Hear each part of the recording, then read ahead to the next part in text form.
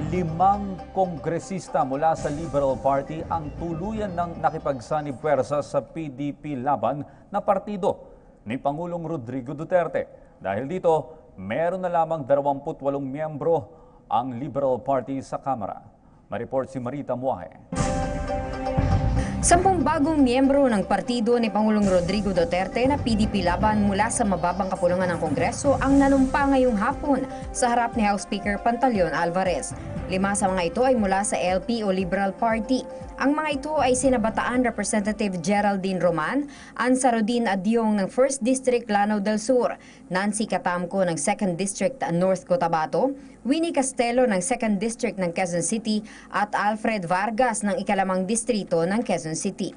Isa ang mula sa Lakas na si Masbate Congressman Scott Davis Lanete, 2 mula sa Nationalista Party na sina Isabela Representative Rodolfo Albano III at mula Sulu na si Munir Arbison, at 2 mula sa Nationalist People's Coalition o NPC na sina Divina Yu ng Zamboanga del Sur at Xavier Jesus Romualdo ng Camiguin. Ayon kay Vargas, nais niyang ibigay ang kanyang buong suporta sa Pangulo at nagpaalam naman daw siya ng maayos sa LP. Consultations with our constituents, talagang overwhelming naman ang support sa administration na ito, and I would like to be their voice here in Congress and support the legislative agenda of our President and our Speaker. May halong kalungkutan naman ang nararamdaman ni Roman dahil minahal din niya ang dating partido.